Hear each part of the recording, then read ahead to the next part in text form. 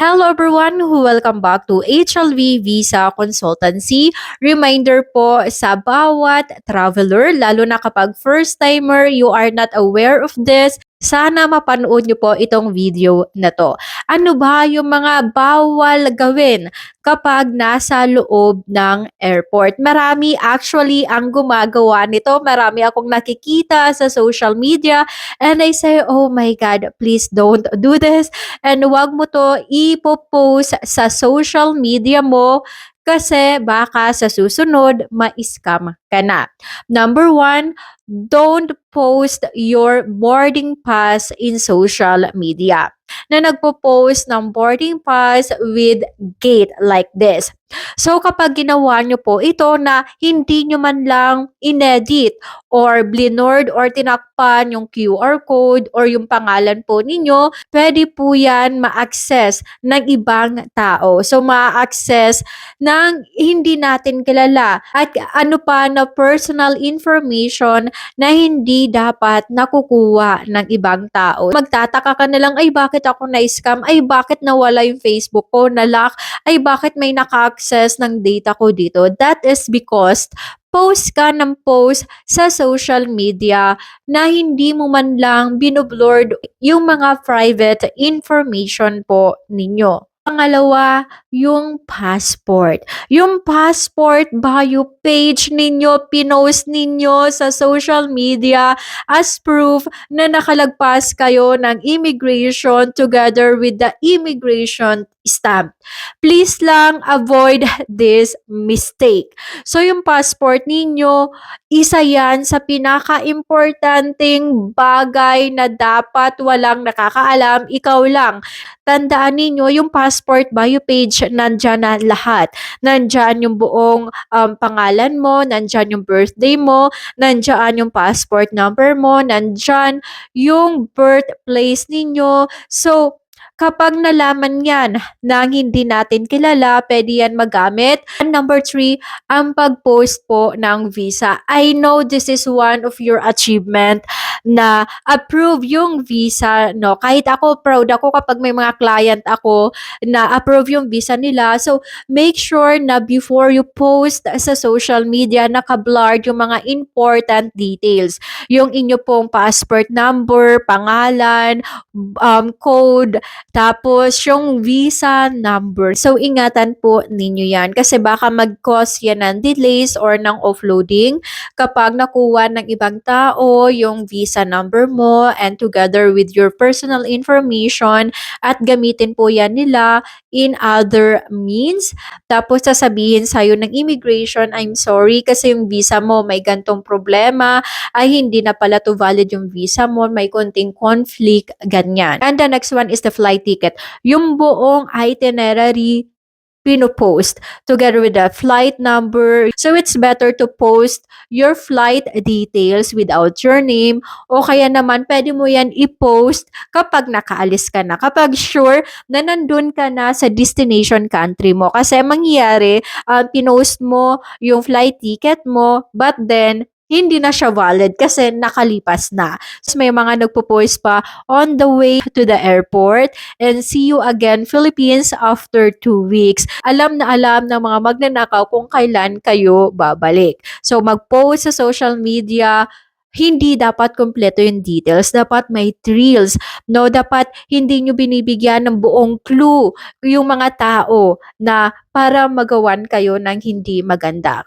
Wag na wag mong ipopost yung OEC or yung tinatawag na Overseas Employment Certificate at kontrata kung ikaw ay isang OFW. Kasi hindi lang personal details mo yung binabandera mo online, pati din po yung information ng company mo abroad. So, lalabag ka sa privacy data at pwede na kapag nakita to ng company na pinopost mo pati yung mga information nila, pwede kasi itong mag-cause ng any misunderstanding. Tapos, may mga, sa online din, may mga tao dyan na kapag nakikita nila, ay hiring pala tong isang company na to, pinuputakte na po yung company ng emails, ng resume, ng phone call, which is ayaw po nila. So kapag nahuli ka ng company na yon na pinopost mo sa social media yung kontrata mo and you are proud na dito ka, natanggap ka dito, pwede kang i-fired on the day of your flight mismo. Number 7, mag-post sa social media ng immigration experience or mag-take ng any photo within the immigration or security process. Guys, marami akong nakikita na this is my worst immigration experience. Nasa loob pa ng airport na hindi pa nakaka-board ng flight, hindi pa nakakaalis yung eroplano, nagdadrama na yung immigration, hinaras ako, ay ninakaw yung ganto ko, yung ganto ko. Bawal po. Okay, I understand na nasaktan kayo, you feel offended, pero kung titingnan natin, nakalusot ka na sa immigration, so pwede ka pang ma-offload just because kung ano-ano ang mga sinasabi mo sa social media na kinasisira nila. So pasalamat ka if during that time na nag-post ka, na nagla-live ka, walang nanonood sa yung immigration officer. But what if meron nakapanood sa'yo? Hinarang ka ulit. Hindi ka na talaga pinaalis and in the worst case, baka iban ka. Okay, o kaya patawan ka ng any penalties. So, before you post, make sure na nakalipad ka at nasa destination country ka na. So, better hintayin mo ulit muna na makauwi ka ng Pilipinas. And number 8, any joke about threat. So, may napanood ako na na-offload, hinuli siya just because nag-joke siya about bomb na nasa loob siya ng airplane. So sabi niya, it's just a joke. Pero kapag dating kasi sa mga ganto, it involved the security.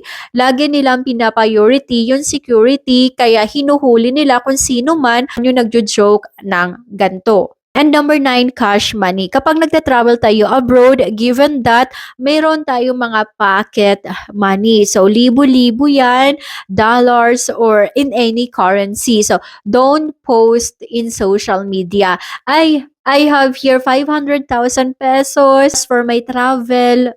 Huwag nyo po yan gagawin. Napakainit po sa mata ng magnanakaw kasi pwedeng bago pa mag-travel, mawala na yan na pera mo. Number 10, private message between you and your employer kung ikaw ay magtatrabaho abroad. So, meron kayong hindi pagkakaunawaan, kaya naman bago pa yung flight mo or on the day of your flight, pinost mo sa social media yung mga conversation ninyo na hindi naman dapat. So, may mga nilabas kang information na hindi naman dapat. Sa mga sponsored travel, wag din po kayo magpo-post ng any data, any messages between you and your sponsor. So, maawa naman kayo sa sponsor po ninyo. So, nilibre ka na nga, tapos ilalabas mo pa in social media yung mga information niya kasi pwedeng pati siya ma-scam, pati siya pwedeng makuna ng mga personal information at magamit po ng ibang tao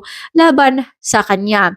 And uso po ngayon yung mga nakawan ng mga content sa Facebook. So, yung ibang content creator, ninanakaw yung ibang content ng social media para mag-viral. So, wag nyo pong itataya yung tiwala sa inyo ng employer, ng agency, at ng sponsor ninyo. And the last one is yung mga emotional goodbye na may kasamang istorya ng buhay, may kasamang pa-MMK na buhay.